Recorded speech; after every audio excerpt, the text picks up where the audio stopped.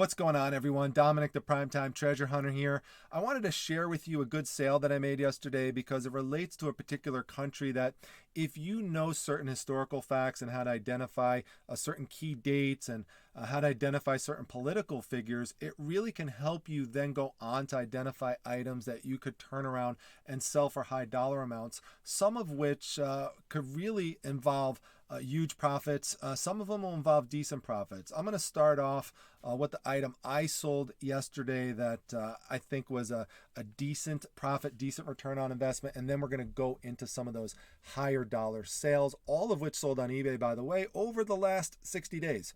So this is the item right here. I have a few cents or a cent invested into it as part of a big postcard lot that I purchased. So this one sold at auction for $39.28. So anytime you could take a penny or two or a few and turn it into $40, that's a decent return on investment. So this here is a real photo postcard, or RPPC. Some people refer to it by the acronym. This is exactly what it sounds like. It's a real photograph that also serves as a postcard. You could see that on the back. Here it actually says photo postcard. They don't all say that. This one obviously does. There's the area for the message.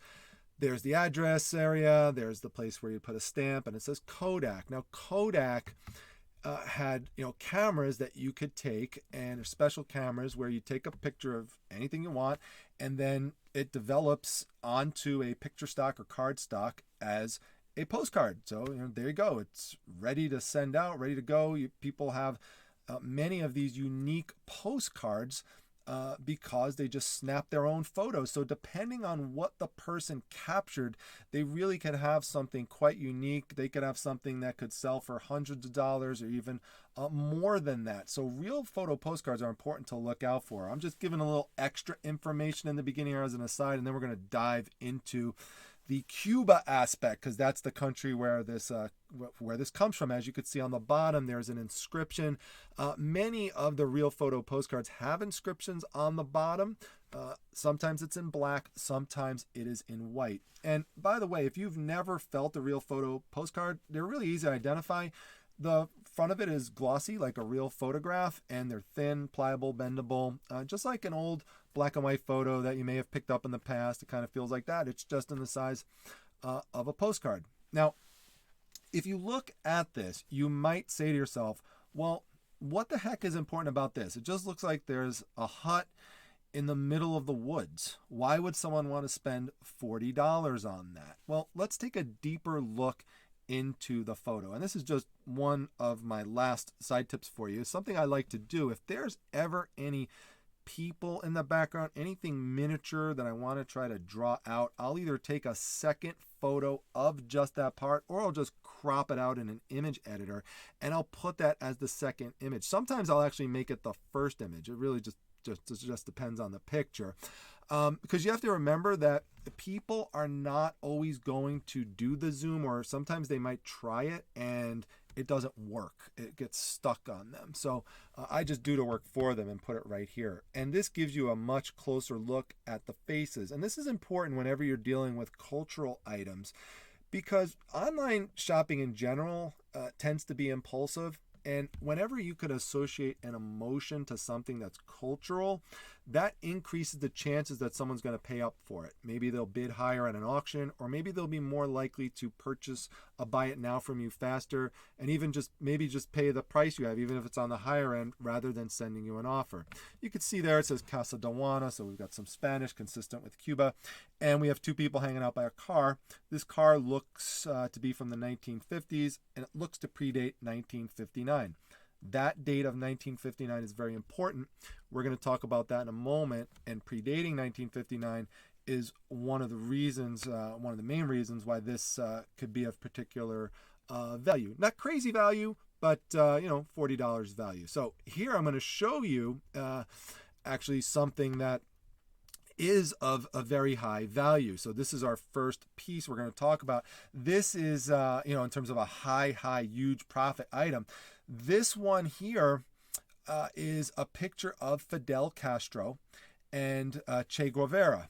They are both revolutionary figures in Cuba, and they took power in 1959. So that's where that date comes from that I mentioned. Very, very important. Now it says $24.99 on it, but it actually sold for $1,600. So it took a best offer. You could see they're both smoking a cigar. So there's kind of a rebellious component to it, kind of a sinister component. Looks like they're both planning something.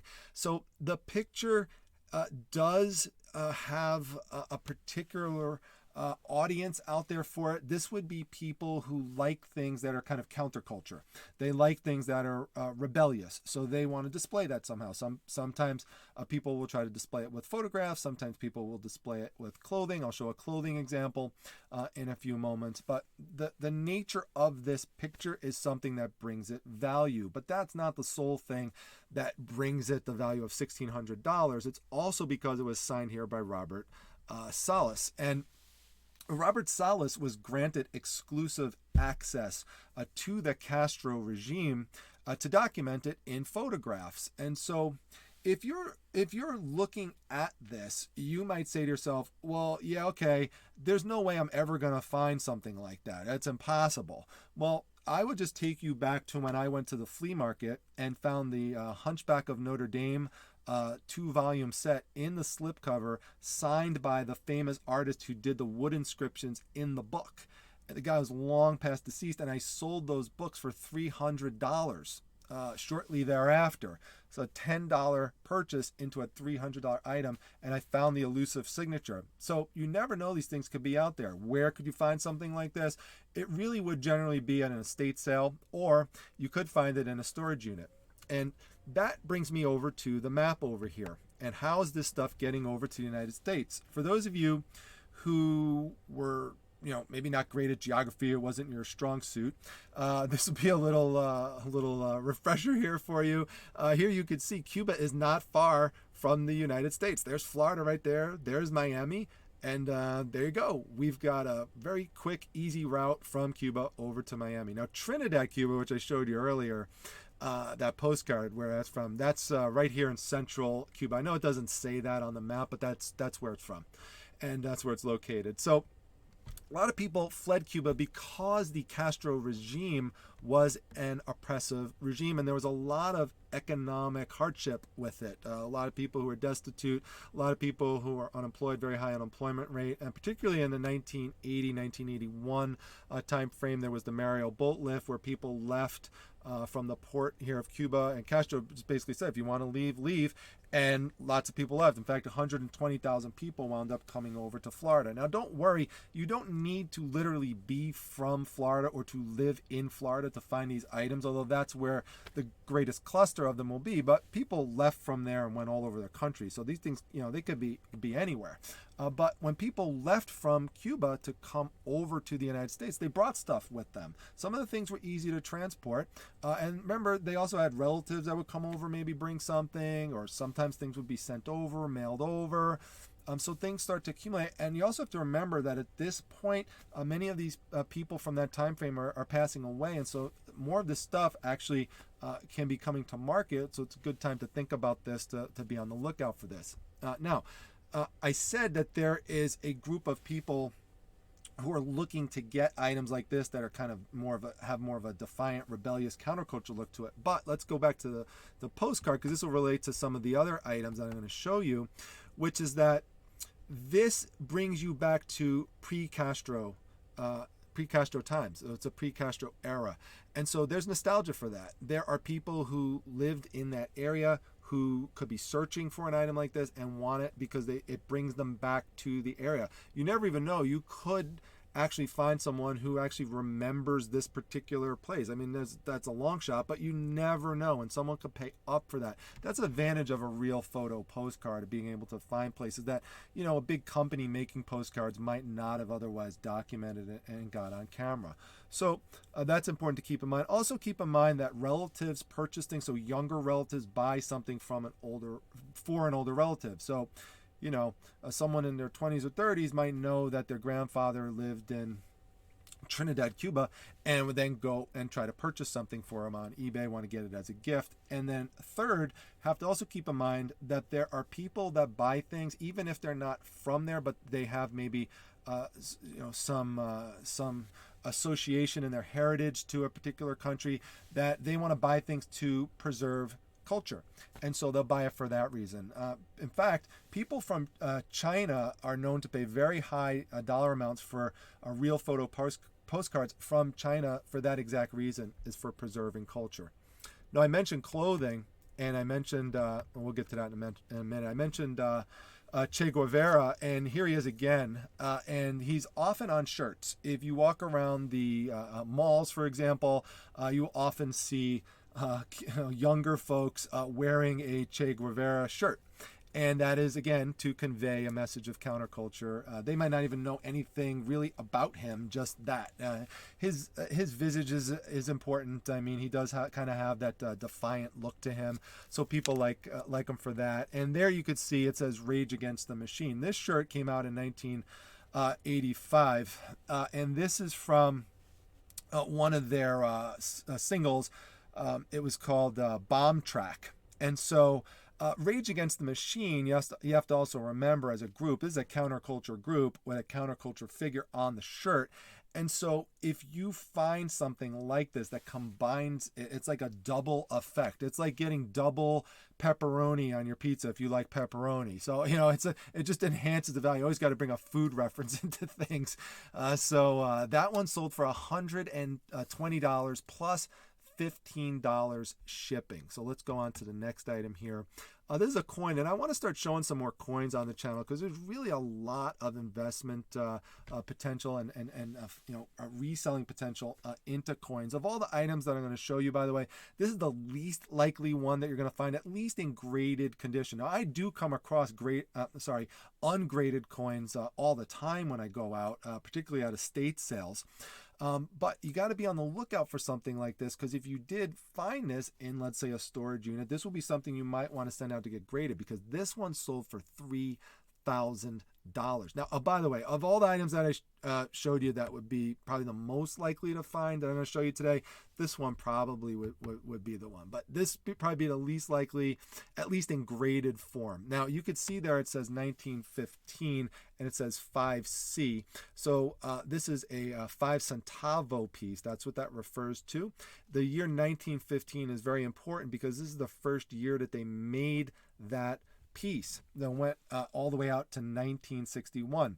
It's also important because it's a proof. So it's one of the earlier versions of the coin, not only the first year, but one of the earliest versions that it came out. And it's got a grade of 66, which is a pretty decent grade. Grade goes all the way up to 70. Here's the actual coin right here. So that's what you would want to look for there in that piece. And you could see there the symbolism for the number 5. You've got the 5 points and you've got the V, which represents the 5.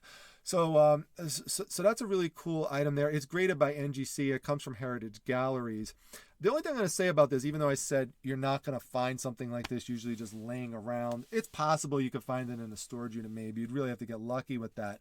But go to my video where I talk about how to make money flipping exclusives, because I do specifically go out and target graded comic books, for example, and then I turn around and I flip those. And you could do the same exact thing with coins in an auction format, but you just have to really know your stuff and dive into it. So don't go from this video and go out and start spending thousands of dollars on coins. But it's just something to consider, and something, again, just to know, to recognize if you ever came across something like that when going through old coins. You have to have those visuals in your mind. So that is a big flip. Now, this is also something that you could potentially come across. This actually was found in a South Florida estate. That's where this came from. And this is why those dates are so important that I mentioned to you earlier. You could see here, they all say Cuba on it, so it's very easy to identify. The moto refers to motorcycle, but you could see the dates, and these dates are important. What do you see here? 50, 52, 55, 58, 57, 52, 51, 51, 53, 57. So not only do they predate Castro taking power in 59, they also predate, some of them do, predate the start of the Cuban Revolution. And it's very hard to find those. In fact, this is what I was talking about earlier. You could see here, especially if you have an item that you think, or a group of items that's going to sell for a lot of money, take advantage sometimes of the second line of the title. And you can see here, this person actually put in pre-Castro. There are people that are going to search for things pre-Castro, so it's important to put that in there sometimes for these higher priced items like this. This one, an $825 sale at auction. Amazing, amazing set of pieces right there. This one is really a cool too, 1945 to 1946. It's a set of baseball cards from Cuba. Now, the set originally had 100 cards. This is 48 of the 100, so it's not even complete. It wound up selling for $500, not the $750 price that you see there.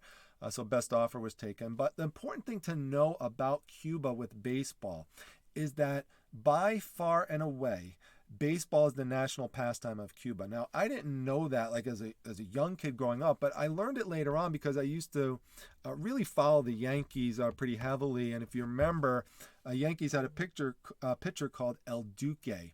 His real name is Orlando Hernandez. He was famous for that high leg kick.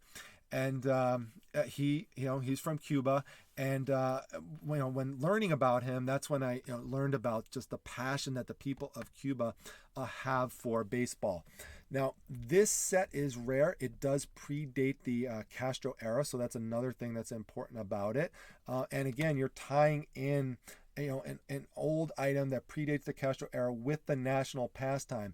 And so because of that, and because these are hard to find, the condition becomes less important. People will still pay high dollar amounts for something because it's scarce and also because it's in high demand.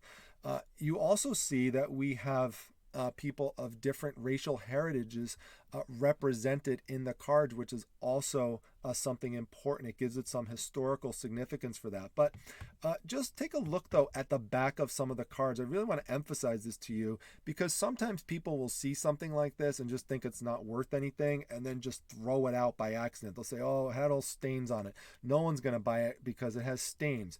Look, you can't even read what it says. No one's going to want to buy it. That's not true. You could even look over here. This one has part of the corner ripped off. It's very similar to what happens with old comic books that are scarce and in high demand. People will pay up as long as it's a high demand item and it's low supply, even if it has condition issues. So that one there, $500 sale. This is a set of stamps from Cuba. You may remember that before or right around the time we started to go on that lockdown, I did a video. It's called Grocery Store Treasure Hunt, and I found postcards and I found stamps.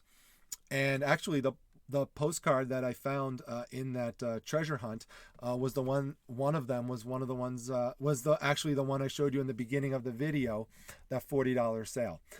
This one here says Cuba on it, so you would make a logical inference that the actual stamps in here are from Cuba, and you would be right about that, even though they don't always say that right on the front like some of these earlier ones. But as you scroll down and as you see some of the other ones, you're going to see that they are going to say Cuba on it, and some of them are going to say Isle de Cuba or Isle of Cuba. So right there, you can see it says Cuba. These things are very easy to look up. You just type in the words onto Google Images, or you could even go to specific stamp identification websites, and you could find out all about these stamps and who was on the stamp and what year did it come from. Actually, that's a little tip, by the way, to help identify dates of postcards. I do that sometimes. If a postcard doesn't have a date written on it, but it has a stamp, and that stamp only came out one year, pretty good chance that you could date that postcard to that year. It's true the person could have used the stamp later on, but it's just something to give people a general reference if you didn't have any other way to kind of pin it down. So stamps from Cuba, these also predate the Castro era, so important there. This one here is an important item. This is an 1893 photo. I come across, you might think if you're new watching this, oh yeah, there's no way you're ever going to find anything that's from the 1800s. Not true. I found plenty of things from 1890s and earlier, including old photos. And so you have to be careful because you wouldn't want to throw something like this out just because it has a rip in it, a corner is cut off, it's faded, it has some stains on it. this is easy to look up, easy research, says Matanzas. They actually won the Winter League championship in 1893 in Cuba. So for many similar reasons to the baseball cards, this is also something that has high significance. This also sold for around $500. So great piece there on that early photo of that baseball team. So a couple more items to go over. This one here, let me scroll up a bit. This is another picture of Fidel Castro. Now, it didn't sell for as much money, sold for $470. I want to show you his signature there. That is his actual signature.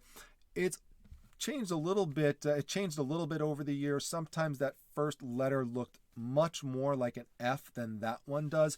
But really what that is the back of the F swooping up. And you could really kind of see it really does convey, and I'm speaking as a psychologist here, but you could really see it conveying his personality, just his big personality in terms of making those big, giant, loopy swoops at the beginning. You could almost envision him actually signing it like that. And you might wonder how someone would get something like that to begin with. And, again, what are the chances you would actually find something like that? Well, let me tell you how people would obtain a picture just like that. In the United States, we think of having bad relationships, a bad relationship with Cuba, and assume that all countries had bad relationships with Cuba, but they didn't. There are many countries that had good relationships with Cuba, and people who were in those countries would send Fidel Castro photos just like this and letters begging him to please sign it and send it back. And usually he would not do that, but every once in a while he would. And there are people known to have received signed photos back from him. And if you check out the signatures, it does look legit. Of course, you could take it to an expert or whatever, try to get it authenticated, but they are out there. They do exist. And, if the guy who had this, passed away and it was in a storage unit, there you go, you could find it, or it could be in a state cell. So you have to be aware of it, and you have to be able to identify the person. And, like I said, for me, it's easy to identify because, I grew up and, observing, Castro and the Castro regime and the bad relations with the United States. But again, you have to be mindful making this video that there are people who are younger than me watching this who just would have no clue who the heck this guy is. So, it's important to just, develop this kind of recognition and get this appreciation for history. History. It's important. Knowledge is power. Knowledge is power, and knowledge is money. Remember that. So this is the last item I'm going to show you. This one here sold for $270. While I can't show you Cuban cigars because you can't sell tobacco products on eBay, you can sell items that would be associated with it, like this, which would be a canister, a display canister. And what you're looking for is anything that prominently says the word Cuba on it, anything in bold colors, so things like a bright yellow, a bright red, big words like that, really cool, nice design. In addition to that, you have the old price of the 5 cents. So those things just really help drive it up in value. That is something you definitely could find. So, it's really a mix. I tried to work in a mix of things here that are like pie in the sky, and ones that are more kind of mid-range, and then ones that are kind of more reasonable that you might be able to find out there. And so, again, even if you do not find these exact items, that's, again, not the point. The point is for you to be able to identify that this is an important country to know about. There's certain years that you should know. So always remember before 1959, and preferably even if you could go back before 53. Now, if you are from Cuba and if you have relatives from Cuba, if you have any insights to add, I would love to hear your comments down below. So make sure you put those there. Make sure if you enjoyed the video that you hit the like button. Please make sure you subscribe to the channel. That's super important. I'm trying to really remind people of that. So also make sure you hit that bell icon right up here. This will give you notifications, for example, for when I go live. So that's important as well. Come by, join my Facebook group, the Facebook Reselling Resource Center. We just hit 17,000 people today, so I wanted to document that. Just amazing. I had a great day at our Seller-thon.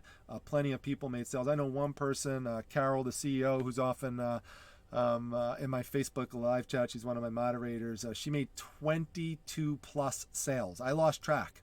I mean, that's just amazing. So you've got to come by. It's free. It does not cost you anything to join the group. So again, just come on by, and also follow me on Instagram. I got a bunch going on there. That's at prime_time_treasure. I'll see you back at the next video, everyone. Take care.